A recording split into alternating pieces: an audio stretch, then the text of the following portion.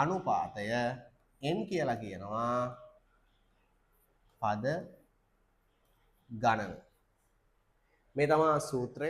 දැන් මේ ගාන මෙතනින් එහාට විසඳන්න නම් මෙන්න මේ තියෙන 27 අපිට 3 බලයක් ලෙස ලියන්න වෙනවා. අයබෝවන් දුවේ පුතේ අද අපි කතා කරන්න යන්නේ 11 ශ්‍රේණියේ දරුවන්ට වැදගත් වන ගුණෝත්තර ශ්‍රේණියක පද ගණනක ඓක්‍ය සේවම කියන සූත්‍රය ඇසුරෙන් ගැටලුවක් විසඳන්න. ඉස්සෙල්ලා මේ සූත්‍රය ගැන පොඩි අවබෝධයක් ලබා ගමු. මෙන්න ඔයාලට පේනවා මේ දින සූත්‍රය Sn සමානයි a වරක් r වල n වෙනි බලයේ ඍණ 1 බෙදීම r ඍණ 1. මේකේ a කියලා කියනවා අපි පළමු පදයට, a කියලා කියනවා පළමු පදය, r කියලා කියනවා පොදු අනුපාතය, n කියලා කියනවා පද ගණන. මේ තමයි සූත්‍රය. මේක මතක තියාගන්න ඕනේ. ගානක් ආවොතින් හදන්න මෙන්න මේ කියන සූත්‍රයේ තියෙන AR N කියන්නේ මොනවද කියලා මතක තියාගන්න ඕනේ. හොඳයි. එහෙනම් මෙන්න සූත්‍රය අපි මේ සූත්‍රය භාවිතා කරලා හදන ගැටලුවකට යමු. මෙන්න ගැටලුවක් අපිට තියෙනවා 9 27 81 එකතුව 117ක් වන්නේ පද කීයකද? එතකොට අපි මේක විසඳන්න පටන් ගන්න යන්නේ ඉස්සරලාම අපිට හොයාගන්න වෙනවා මෙන්න මේකේ a කියන්නේ 9යි r කියන්නේ පොදු අනුපාතය. ඒක හොයන්නේ කොහොමද? පසු පදයේ බෙදීම පෙර පදේ. පසු පදේ කියන්නේ 27යි, පෙර පදේ කියන්නේ 9යි. එහෙනම් පොදු අනුපාතය එනවා අපිට 3යි කියලා. එතකොට වන්නේ කීවෙනි වන්නේ පද කීයකද කියලා අහන්නේ නම් n කියන කෙනාව තමයි අපි හොයන්න ඕනේ. අපි එහෙනම් මුලින්ම සූත්‍රය ලියාගමු.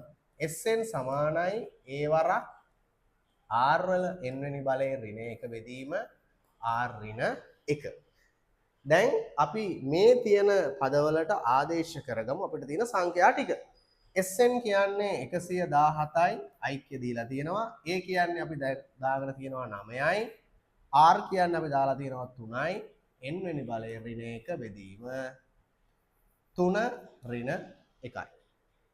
දැන් මම මේ දෙපැත්ත පොඩ්ඩක් මාරු කරගන්නවා. එහෙම මාරු කරගන්න ඕනෙම කියලා ගන්න. නමුත් මාරු කරගත්තොත් අපිට ටිකක් පහසුයි මේක හදන්න.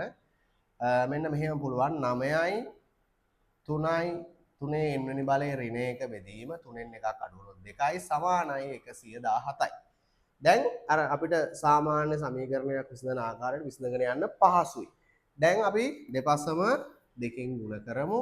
117 2යි 2 කැපෙනවා 9 3 n වෙනි බලයේ ඍණ 1 සමානයි දෙවරක් 7 14යි දෙවරක් 1 2යි 1යි 3යි දෙවරක් 1 2යි 234යි කියලා එනවා.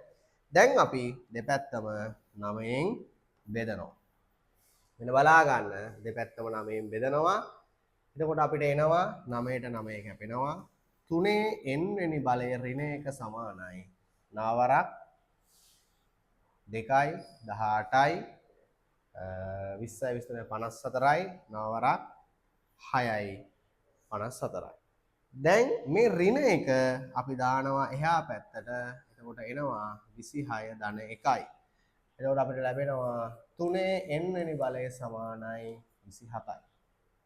දැන් හොඳට අහගන්න. දැන් මේ ගාන මෙතනින් එහාට විසඳන්න නම් මෙන්න මේ තියෙන 27 අපිට 3 බලයක් ලෙස ලියන්න වෙනවා. 27 3 බලයක් ලෙස ලියන්න පුළුවන්ද? ඔව්. 27 ලියන්න පුළුවන් 3 බලයක් ලෙස 3 n වෙනි බලය සමානයි 27 කියන්නේ 3 තුන්වෙනි බලය. බලයන් දෙකක් සමානයි නම් ඒ බලයන් දෙකේ පාද සමානයි නම් දර්ශක සමානයි. බලයන් දෙකක් සමානයි නම් ඒ දෙන්නගේ දර්ශක සමානයි නම් පාද සමානයි. එහෙනම් අපිට පේනවා බලයන් දෙකක් සමාන වෙලා තියෙනවා.